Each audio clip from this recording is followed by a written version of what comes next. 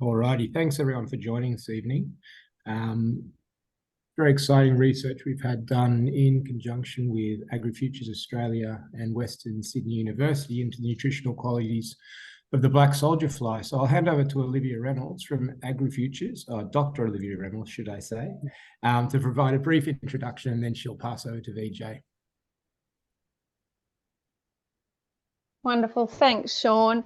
And I'd just like to start by acknowledging the traditional elders of the lands on which we all join today, and pay my respects to their elders past, present and emerging.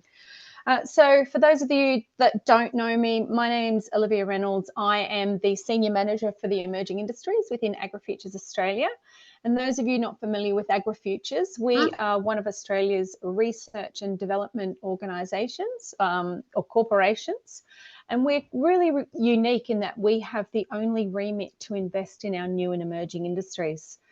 So the Emerging Industries program aims to grow the value and diversity of Australia's new and emerging industries by driving the growth of development of high potential rural industries in particular.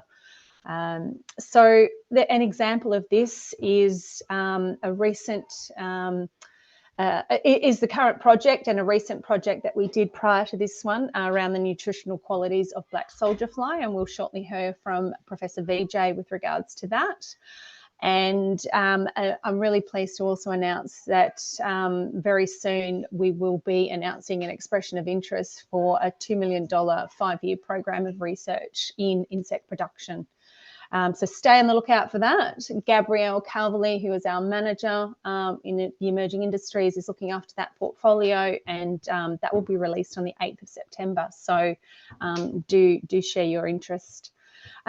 So I'd just really like to now welcome Vijay, who's going to share the findings with a focus on his second phase of the project, but also, I believe, touching a little bit on the first phase as well. So Vijay currently works as a Professor of Nutrition and Food Science at Western Sydney University in Sydney, Australia. And some of his research interests include development of novel healthy foods, value adding to undervalued crops, byproduct utilisation, and also functional foods. So welcome Vijay. Thanks, Olivia.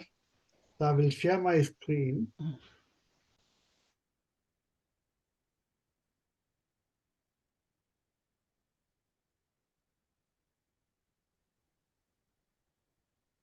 Can you see my screen now?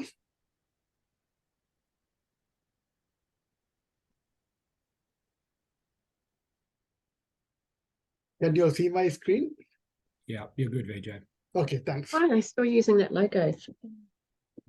Sorry?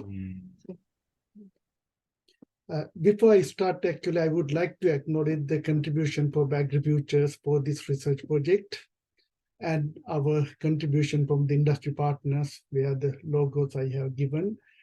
All these industry partners had contributions in this project. So as Olivia mentioned, we had 2 phases of the project. I will be giving a summary of both projects, plus a little bit other information which we have done as part of insect research at our university. Before I start the project, I want to highlight some of the global challenges we are facing. Climate change is always we talk about. Global warming is a major issue. And food waste also another problem we are facing all over the world. And around 30% of the food we produce in the world is wasted before consumption, which cost about $900 billion to the global economy. Hunger and malnutrition not uncommon in the world. About 1 billion people, about 10% of the world population actually suffering from hunger and malnutrition. This is not only in certain parts as we initially think about African countries, this is happening all over the world. Then there are a few other things happening, whether we like it or not. Population growth, food prices increasing, various other problems, and we are looking for sustainable food production. So one aspect I would like to talk about a little bit about the food waste, which is a major problem all over the world. And the wasting amount to about feeding 800 million people if you can save it, which is practically impossible. And food waste has a major impact on the environment. It produces greenhouse gases and various other environmental problems. So if we look at Australia, which is costing about $20 billion a year. So if you think about somewhere around 25 million people, wasting food worth $20 billion is a significant proportion and something we need to deal with. And out of that, about 5 million tons of food end up with landfills every year. 20 to 30% of fruits and vegetables we produce are rejected even before reaching supermarkets. And worst part is about 20% of the food we purchase also we throw away, creating various other problems. So there are various usages for food waste, and growing edible insect is one of those which has some additional benefit. And we can make the food waste into a zero waste by growing edible insects, which can convert food waste into edible insects, which are high in protein and fat, and fertilizer, creating no waste. And that indirectly reduced the global warming and environmental pollution indirectly because we are reducing the food waste.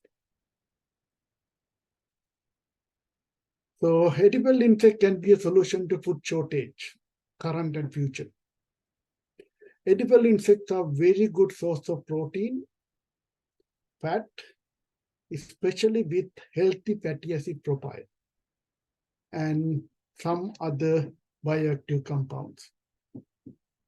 It could be a good solution to hunger and malnutrition, especially if you think about 1 billion people suffering from hunger at present. So if you look at the world, there are about 1,900 edible species in the world. And around 20 billion people already eat edible insects, knowing they are eating. The growing edible insect require less water, less feed, and various other things. I will show you a few slides very soon. And it's a very efficient way of converting organic waste into a valuable food or feed source.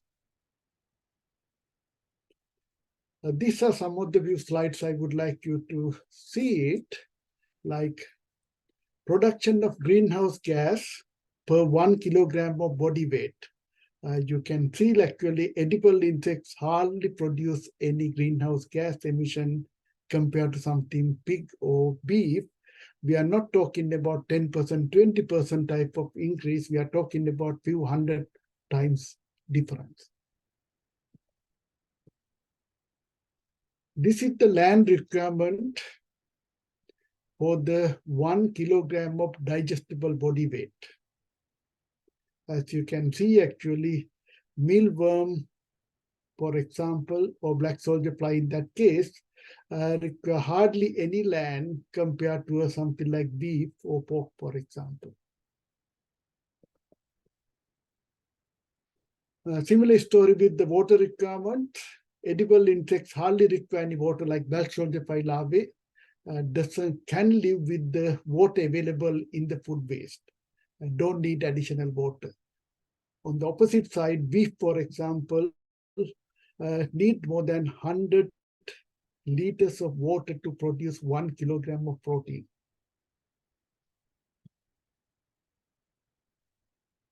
So if you look at the digestible body weight, and if you look at the black soldier fly and various other caterpillars, and almost 100%.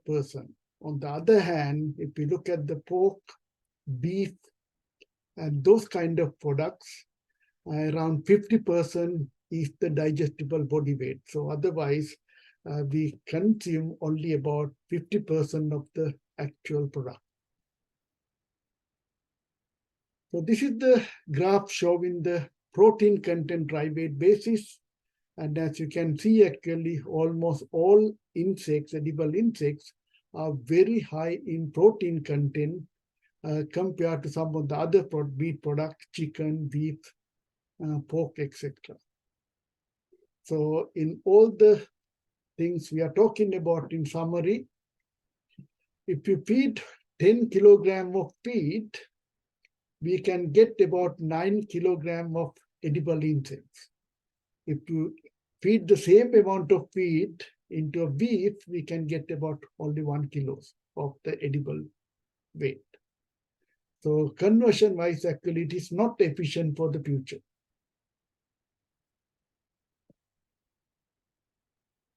So this is indication of the weight gain of the black soldier fly larvae. So here we are talking about mainly the black soldier fly larvae, because black soldier fly larvae is one of the most promising edible insect, especially for Australia. So as you can see, actually, about 3,000 times weight gain in about 12 to 14 days.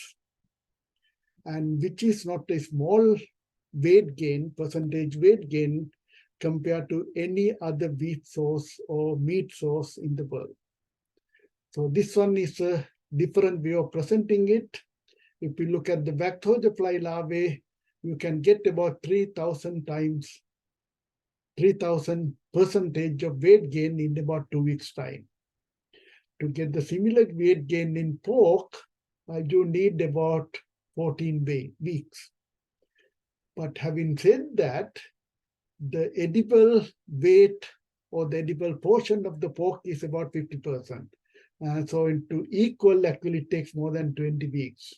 On the other hand, actually, you can get hardly any weight gain in even about 20 weeks when you're talking about beef cattle.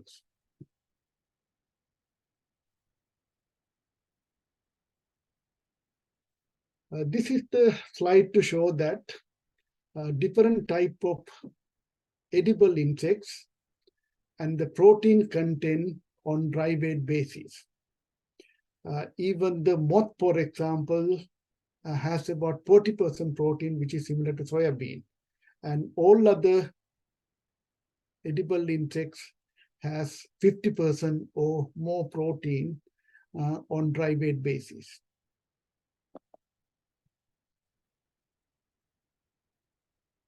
So this is actually one project we did at the very beginning.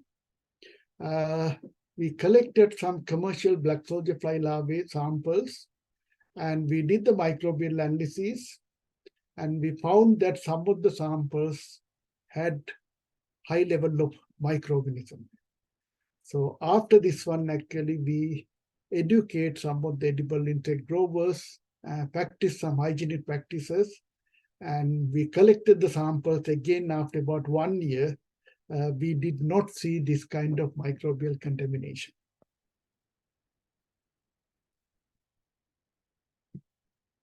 This is one aspect, actually, how to reduce the microbial count. Edible insects in Australia does not have any quality standard yet to show that it need to have certain level of microorganism. So what we did was, we did some initial trial to find ways to reduce the microbial contamination by heat treatment. So when there is a need or some quality standards by the supplier and the buyer, manufacturers can make the product according to their requirement. So we got samples from 3 different suppliers, shown in blue, green, and red. And we did the treatments. Treatment 1, there is no treatment, that is a control. And some samples we heated for 60 degrees, some samples we heated for 80 degrees. As you can see, actually, starting from sample 10, if you heat the sample 80 degrees for 5 minutes, we can eliminate the it won't come to the zero, but we can reduce the microbial count to the very safe level. According to any standard, this will be safe enough to make into the food streams in food standards.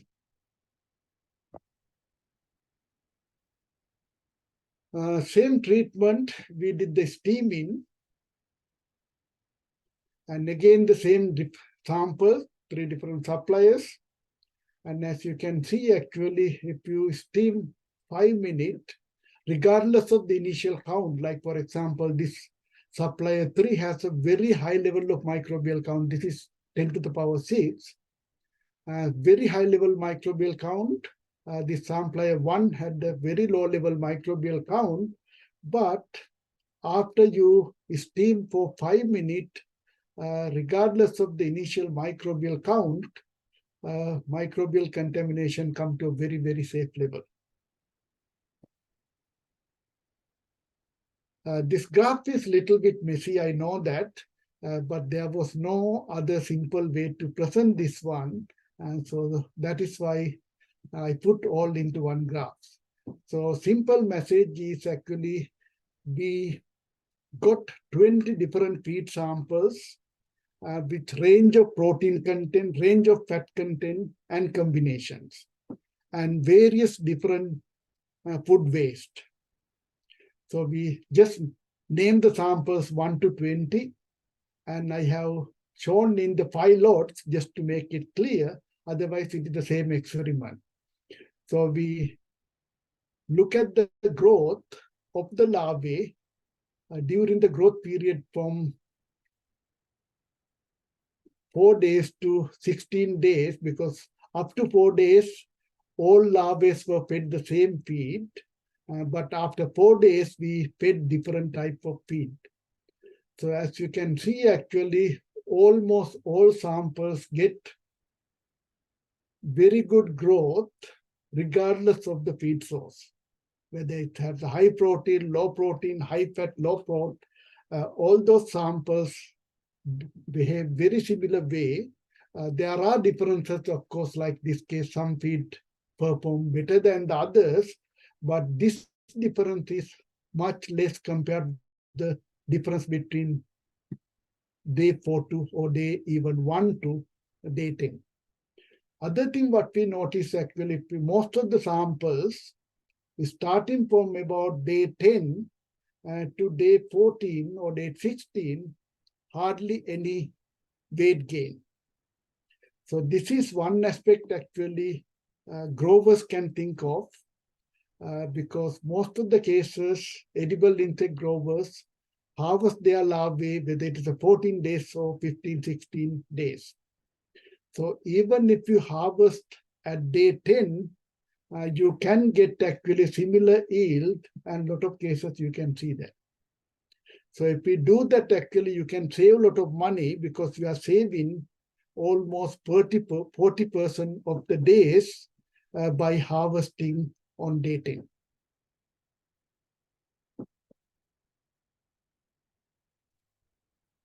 So this is the graph actually showing. I haven't shown the sample number intentionally because we arranged samples, all 20 samples. This blue one is the feed samples, and the other one is the black soldier fly larvae and the protein content. So you can see that even if we feed the sample which has more than 30% protein, black soldier fly larvae get about 50% protein. And even if you feed them about 10 to 20 range, still we can get similar protein content. Or even some samples with very low protein content, still you can get a very high protein content. So this is a very good news for the insect growers because indirectly what it says is the chemical composition of the feed is not that critical to get a good chemical composition, especially in terms of protein content of the black soldier fly larvae. So this is the same way, fat content of the feed and the fat content of the black soldier fly larvae. So similar story, even if you feed a high fat content or reasonably low fat content, still you get somewhere around 30% fat. So a lot of cases when you talk about fat, which is negative, and especially when you're talking about animal protein, when you talk about high fat content, actually, we always think it is not good. But I will show you a few slides a little bit later. When you talk about black soldier fly larvae, high fat content actually a very good positive point. These are reasonably healthy fatty acids profile. So now what happened is, black soldier fly, we can grow like this. This is about 14 days old black soldier fly larvae. And based on the chemical composition, it will have about 50% protein, 30% fat, and the other fraction, which is about 20%. You can sell this one as it is, and there are a lot of applications we can use it. Pet food, fish feed, and so many other feed and food application for the black soldier fly larvae. So still you can get a reasonable good value out of the black soldier fly by doing this one. So in our case, actually, we went few steps ahead of just consider this as a black soldier fly larvae, going a little bit more forward in terms of value adding. So if we look at the black soldier fly larvae, it has a well-balanced amino acid profile. Because when you talk about proteins, one of the value in food and feed application is the amino acid balance. So if the protein has all the essential amino acid, we call it a good protein. So black soldier fly larvae protein is one of those. Especially there is one essential amino acid which is lacking in a lot of food product like wheat, barley, rice, so on, is called lysine, which is reasonably high in black soldier fly larvae, increasing the value. It has a very good digestibility and good functional properties. I'll show you a few slides, and can have a range of food and feed applications. So when you talk about oil, a lot of cases we have a negative feeling it is not good for us. But when you talk about black soldier fly larvae oil, which has reasonable amount of monounsaturated fatty acid, polyunsaturated fatty acids, and very high level of lauric acid. Lauric acid is one fatty acid which has a lot of health benefit and various industrial applications, including cosmetic. Coconut oil is famous for high level of lauric acid, and which has about 40% lauric acid, and black soldier fly larvae is not that far behind. But if you look at the other fatty acid, like for example, total saturated fatty acids, black soldier fly larvae reasonably low compared to the coconut oil, and high level of monounsaturated and polyunsaturated. So if we put it together, actually, the black soldier fly larvae oil will have more applications and more health benefit than the coconut oil. Coconut oil, actually, if you read the literature these days, what is coming out, it has a lot of health benefit, which is mainly because of the lauric acid. So these are some of the benefits of the lauric acid. It has a preventive effect of cardiovascular disease, virus protection, cancer protection. Especially, there are evidence to believe that it reduces the risk of Alzheimer's disease.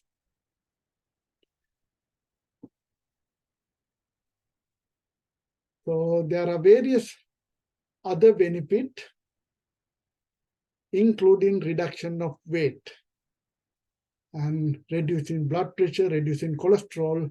All those things are benefit of lauric acid.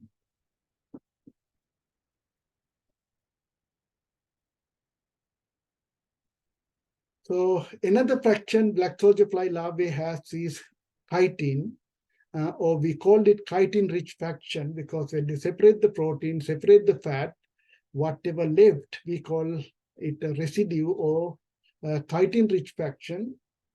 If you look at the black soldier fly larvae has about 10% chitin, but if you separate the protein, if you separate the fat, chitin can be increased to about 30% to 40%, depending on how efficient is your protein and fat extraction. And in some cases, if further purification or further increase in chitin is required, we can purify this one is a reasonably simple means to further increase the chitin content. So this is a simple way of showing the chitin content of some of the common sources. Shrimp shells, shrimps has about 10% chitin, squids, and black soldier fly larvae also has a similar level of chitin content. So cosmetic industry is one industry use chitin lot, and there are various other benefits, including use as a food additives and antimicrobial agent. And especially it has the effect of wound healing and anti-cancer properties. So if we put it together, chitin also has a lot of health benefits, which has been proven in various other studies.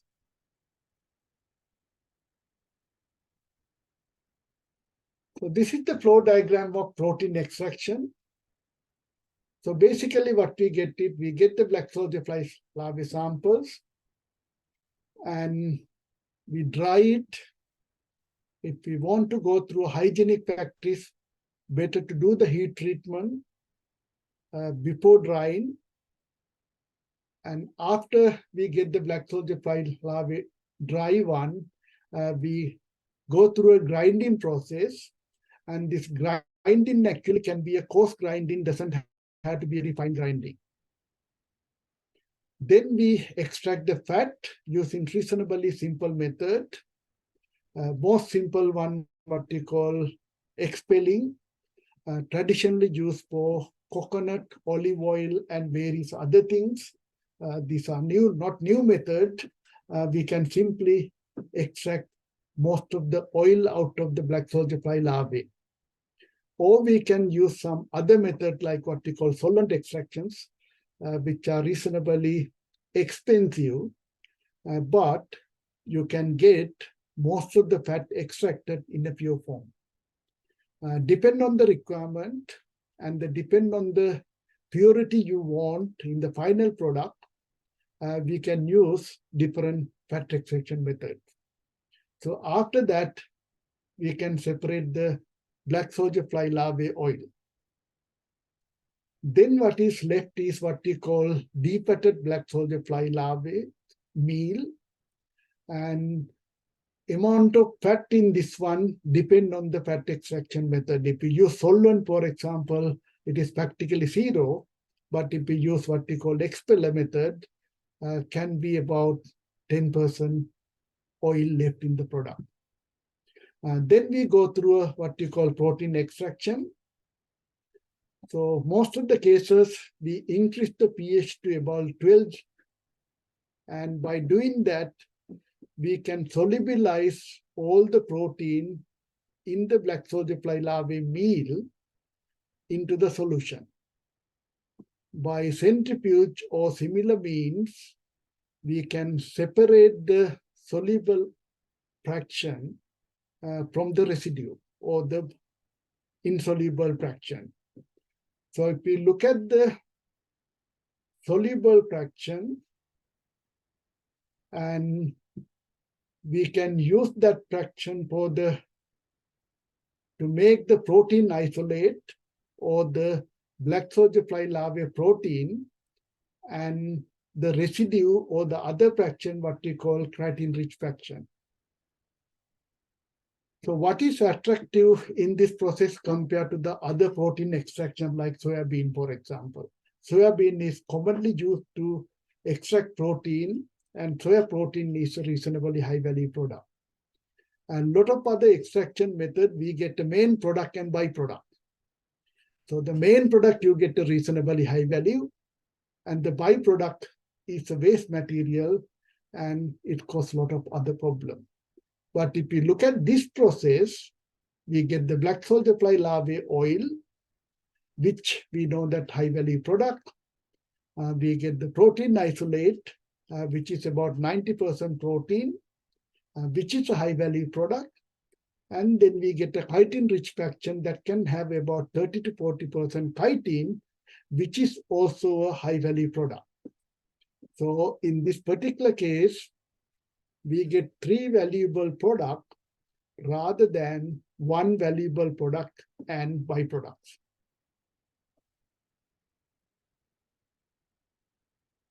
So when you talk about protein, nutritional value is important when you're talking about feed applications or some of the food applications in some countries.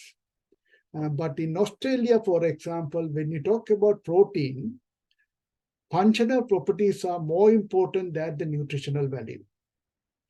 So we determined some of the functional properties of black soldier fly larvae. So these are some of the important functional properties when you talk about different type of protein.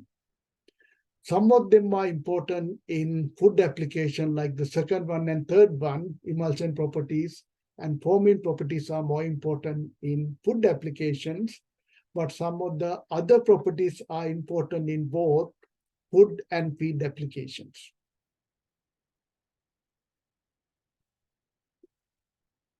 So this is actually what you call emulsion properties. So we got the comparison between soya protein, lupin protein, and black soldier fly larvae protein. And as you can see that actual emulsion activity is not much difference between different type of protein. Emulsion stability is little bit less in black soldier fly larvae protein compared to other two, but this emulsion stability is mainly important in some of the food products, not in all the food products. Emulsion activity is very critical and very important. This is the forming properties. And we compare with the lupin protein because lupin protein has a very good forming properties, even better than the soybean. So we use the lupin protein. As you can see, actually, this is a different pH when we are talking about different applications. Black soldier fly larvae is equal or better than lupin protein isolates when you're talking about forming properties. Similar thing with the stability wise, actually, black soldier fly larvae protein is better than lupin protein. So this is the water holding capacity of different proteins. And as you can see that protein, soya protein is little bit better, lupin protein is less compared to the black soldier fly larvae, it is in the middle.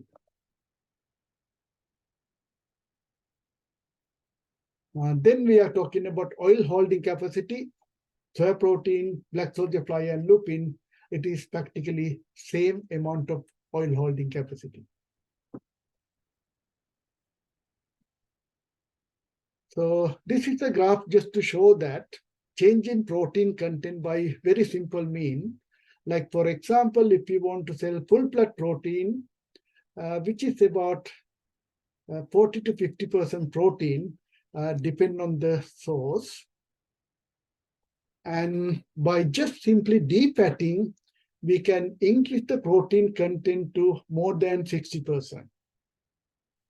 But if you go further step and if you go to the protein isolate, you can get more than 90% protein. So some cases, we might not have to go to the 90% protein isolate. And by simply defatting, and getting 60% protein, or most probably we can increase to 70% if you get only the protein with 50% protein content, and that itself will have a high value or application in food and feed industry.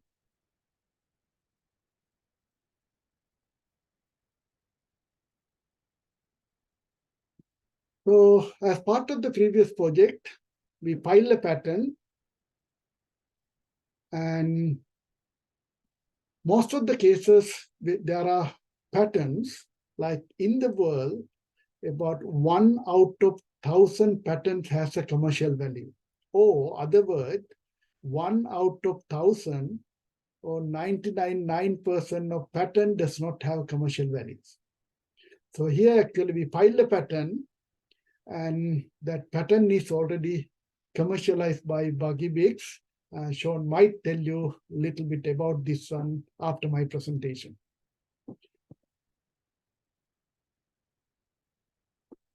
Okay, then go back to the, again, edible insects. Australia actually not up to this level yet.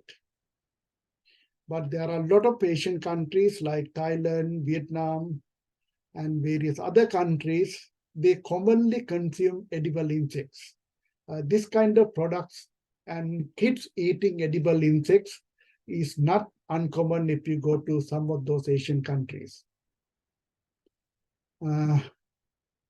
Lot of countries, this is coming from US, there are various types of edible insects available. So this is actually, for example, this bottom two images from Thailand. There is an area called Sukhumvit. And if you go to that area, you can see that these are all different types of edible insects, fried or baked. And if you wait there for a while, you can see that a lot of kids will come and eat it. And these are more expensive than traditional other foods. But we are not yet there. And in Australia and some of the Western countries, we don't eat edible insects much. But if I ask this question, would you eat edible insects? And I'm sure at least 90% of the Australian population going to say no. And they are not yet in a situation to eat this. So if we look around the world, it is already estimated by the FAO around 20%, 25% of the world population, which is around 20 billion people, eat edible insects. So the question is, how about the rest of the population, which is us? So if I ask this question, how many of you think that you are eating insects? Majority going to say that, no, we don't eat insects. Hi, But, Vijay. Oh, should we answer the question or not? yeah, you can answer. Yes. I think that not the fact that it's kind of probably not pleasant, but due to the microbial safety, because we don't know yet about the biological hazards associated with the insects. That's why I wouldn't, sorry, prefer eating it. But if it's deemed safe and mixed with something edible, such as chocolate, for example, I mean, why not? Thank you. Yeah, that is definitely a good answer and the question and comment, because yes, microbial safety is one of the main issues. But at the moment, actually, almost all edible insect growers in Australia follow reasonable hygienic practice and processing conditions. So in that case, based on our initial results, it is microbially safe. But having said that, Alexandra, you could be wrong if we look at this one. So if I tell you that you are already eating insects, I'm sure that you are not going to believe me. But I can guarantee that all of you eating insects every day, believe it or not. just think about whether it can be true or not. But the reason is, if you look at this slide, which is by the Food and Drug Administration by the US, allowable insect parts in various food products. Like, for example, if you look at these berried cranberries, you can have 10 or more whole insects. So even coffee bean, for example, 10% or more by count, mushrooms, even the wheat flour, for example, it can have insect pieces in the wheat flour. Because what is happening is, within the current wheat milling practices, we can't remove infected grain. So a lot of cases, we grind the grain with the infected one, and the insect parts are going to the wheat flour. So we make bread, chapati, muffin, whatever it is, and we eat it. So even for example, tomato paste can have a reasonable amount of edible insects. So if we believe that you don't want to eat and you are not eating, I think you're already too late.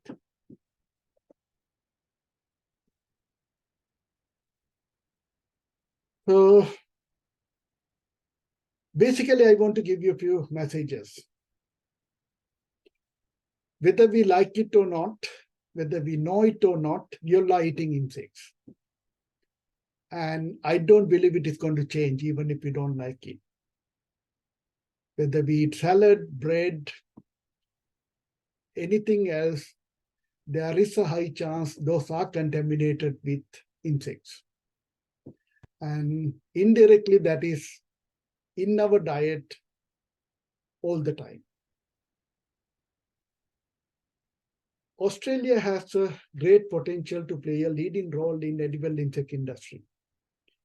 Australia has a clean and green image in Asian countries, and we all know that Australian-made product has a high value in almost all Asian countries. And Australian edible insect industry is very rapidly growing. It is still very small. We don't have enough volume to make into a large-scale industry, but it is rapidly growing. And with this growth rate, I'm sure that this will be a large-scale industry in the near future. So especially, we are not that far from the Asian markets, where we have a high demand for Australian products. So in that case, we will be able to make customized value-added product from various types of insects and sell it to the Asian markets. Just to give you an example, totally different from edible insects, I work on a different project for a local company, owned by a Chinese. So they wanted to export Australian honey into China. And the similar quality honey coming from Vietnam, for example, in China sell for about $10 a kilo. And Australian honey goes to about $100 or even more than that. So that is just because the perceived quality or the high quality in Australian product compared to some of the other countries. Edible insects will have the same issue.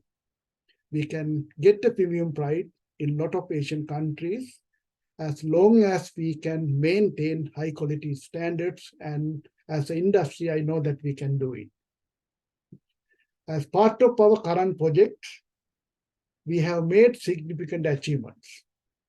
We have filed patents, we have commercialized products, and some other cases, there are a lot of commercial applications, and industry is growing very rapidly. But at the same time, yes, still there are a lot of work need to be done to get this industry into a long-term viable industry. So my key message here is we all can work together to make the Australian edible industry a viable, sustainable, and profitable industry, which provide additional benefit indirectly, which are environmental, social, economic, and health benefit. And thanks. Thanks very much, Vijay. Appreciate you taking the time to take us through the presentation. Hope everyone found it informative. We're just going to open up to some Q&A. We've had some pop in the chat. I'll kick things off. We've got a question from Duncan. Dear Vijay, when undertaking the extraction process, is there a meal left as a residue or is everything broken down? Now, residue is the one we are talking about, the chitin-rich fraction actually. So basically, we remove the fat, remove the protein, whatever left in other application we call a byproduct. But this particular case, I don't call it a byproduct.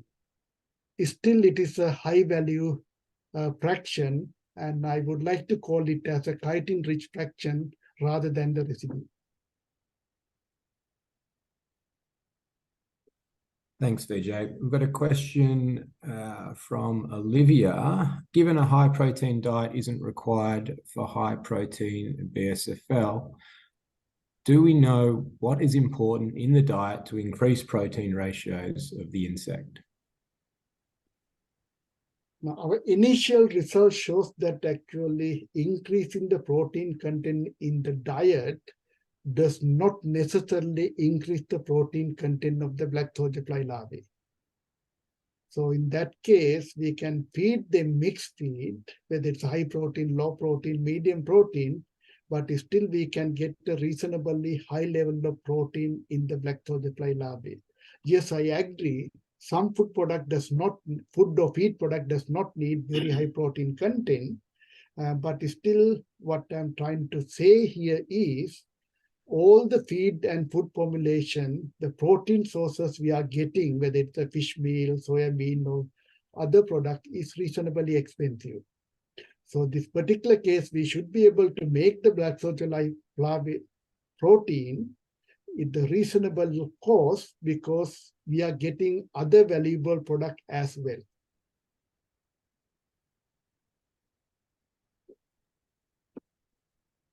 So, do you have your hand up there? Do you want to jump off mute and ask Vijay your question? Yes, please. Excellent talk, Vijay. My question about the microbial count, you mentioned 80 degrees Celsius, dry or wet heating destroys the microorganism. What will happen if the insect contaminated with the spores? No, actually, there is a clearance. It is not a dry heating. I was referring to the wet heating, actually. It is dipping in the water, not dry heating. Not wet heating, let us call it.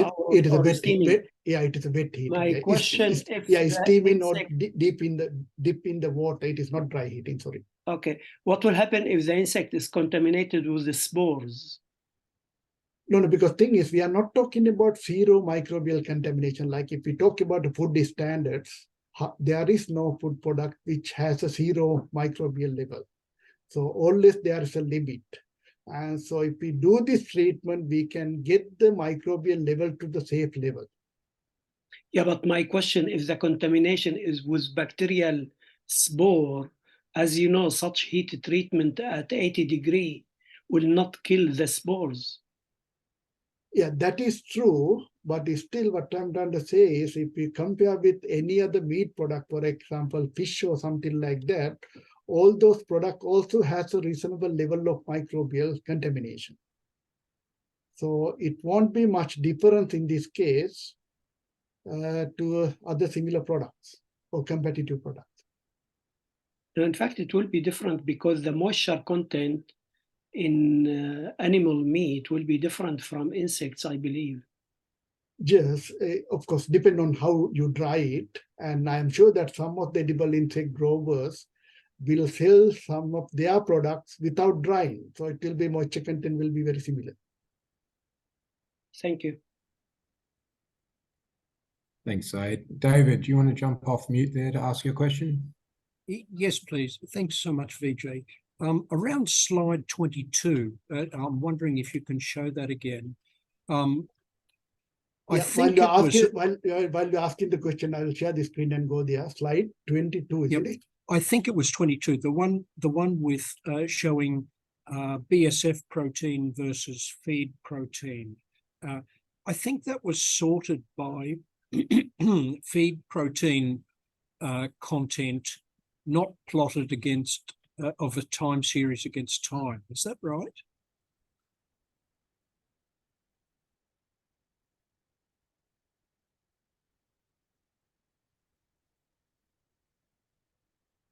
Yeah, that one. This one, next What, one, isn't it? that one there, yes, Okay. that one. Yeah, sorry. Though the results there, they're random samples of varying feed protein content, Yes, yeah. not a change versus time. Is that correct? So it's basically saying that no matter what the feed protein content, the BSF content is relatively similar. Yeah, exactly. Because it is, that is what it is, yes. Okay, and similarly for the fat content, if you can go to the next slide. So very similar for the fat content as well. Yeah, it is. Like, for example, what it shows is you can feed whether it's a high fat, medium fat, or low fat, but still you can get the reasonably high level of fat content. But I'm sure some of you are going to ask me this question, but I will answer before you ask anyway. Because one thing is interesting actually when you talk about fat, the fatty acid profile. When you talk about protein, amino acid profile, it is not the total content. So if you ask me that question, it is too early. Actually, we don't have that data because you know that amino acid composition and fatty acid composition is reasonably complicated. We have so many samples, replicate. It is a lot of work to do. We haven't done that work, but that is actually what is the most important out of this one. Okay, so follow-up question for both the fat and the protein. So say, for example, in the fat one, there are spikes shown there.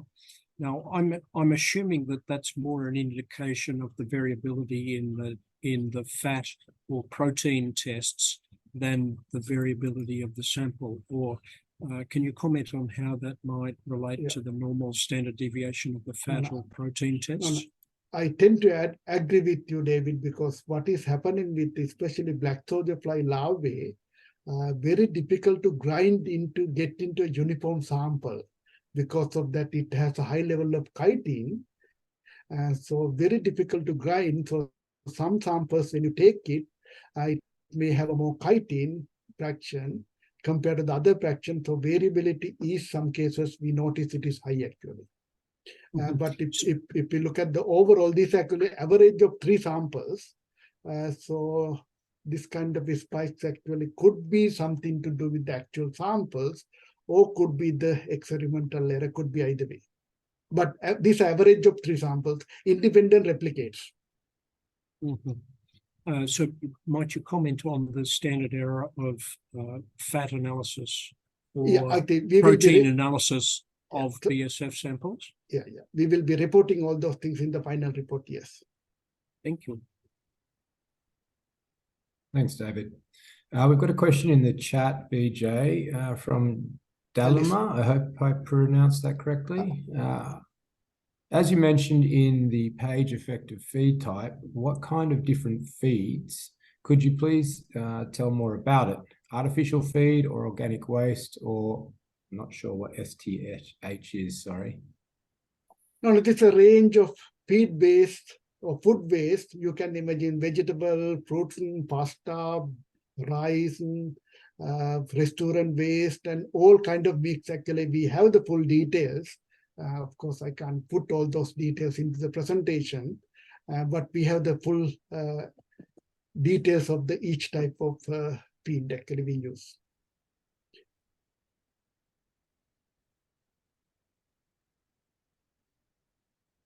Okay, that looks like the end of the questions. Does anyone else have any questions for Vijay before we look to close off the session?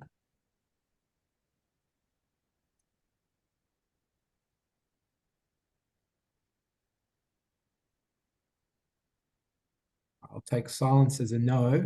Olivia, would you like to provide any concluding remarks before we sign off? think we've got one more question from David that's just popped up, Sean, before I do. Oh, Yes, David, sorry. yeah. Sorry, Sean. Need some thinking time about, because there's so much content presented there. Vijay, going back one slide more, so that might be slide 22 or something like that, where you showed the 20 different growth curves. Up one more. Yeah. Up two more, actually. Yeah, 1 minute. Yeah, something is happening here. Okay, sorry. This one, isn't it? Yeah. So this one here, this is a very interesting graph, and it will be great to see the different substrates that I'm assuming that will be involved in those different samples. So my question relates to whether you have enough analysis to do variation in amino acid profile over time at say, for example, a 25%, 50%, and 80% of final weight, and whether you see the amino acid profile changing much, or the fatty acid profile changing very much during the growth curve. Yeah, definitely. I expected that question from somebody. Thanks for asking. But unfortunately, answer so far is no, because you know that here we have 16 samples, 20 different feed types, and 3 replicates. We are talking about more than 500 samples. So it is a large number of samples, but we have the samples ready to do the analysis. But at this moment, we can't find a way to do it. The cost is a lot, and the time is the issue. So what I'm planning to do is gradually getting a student to do part by part as a student project. Or if you get another project, something like that, that could be one aspect which we could be doing and we should be doing. Mm-hmm. Yeah, especially I'm very keen to see the fatty acid profile and the amino acid profile between day 10 to day 14 or 15, because I personally believe that you have a better amino acid profile here than here. So if that is the case, actually we are in a much better position to harvest early, reducing the cost and getting the better product, rather than growing it for 14 days. You are getting a little bit more yield than otherwise. Yes, so even if you could just analyze the difference between 10 days and 15 days to see the how the amino and fatty acid profile changes with the chitin production, that would be particularly interesting and useful information. So that would be a very small subset of samples. Yeah, it is reasonable. Yeah. So those kind of things we are doing it at the moment. Actually, we have to give a special thank to Ramon and Ricky, who are in our audience today, for helping this work. Actually, they did a lot of in-kind contribution to this project, and they provide a lot. So special thanks to them, actually, ARC Tech. Thank you. Vijay, if I can add also, in fact, just a follow-up to David's question, assessing the quantity of essential versus non-essential amino acid will be a key factor. Yes, yeah. So we'll find a way to do that.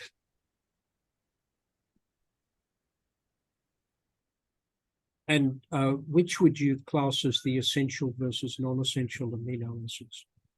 David, actually, if you can send me an email, I can send that information, because there are 10 essential amino acids we call essential, other one we call non-essential. And again, depend on what you're talking about, whether you're talking about human food or animal feed.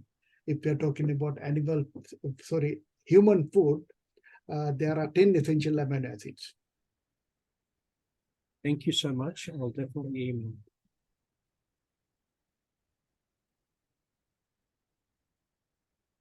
Okay, have we got any other last minute questions before we look to wrap the session?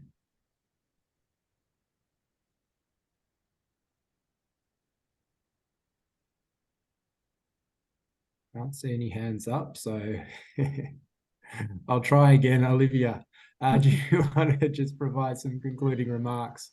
I can Yeah. see somebody is putting the hand. They're Oh. clapping you.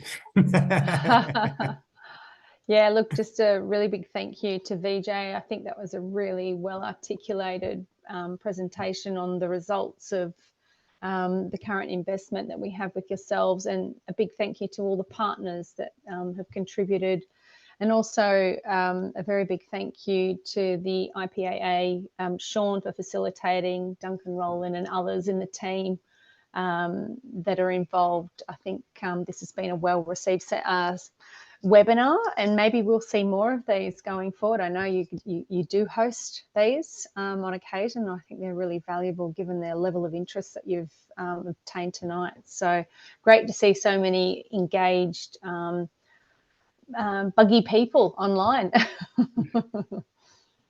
Thanks, Sean.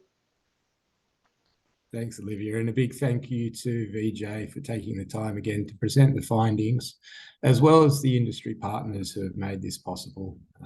You would have seen the logos on screen. I won't go through them all, but without their help, support, in-kind contributions, we wouldn't have the information to share with you tonight, and also for the broader benefit of the industry. So a big thank you to everyone there, and again to the IPAA for letting us use your facilities.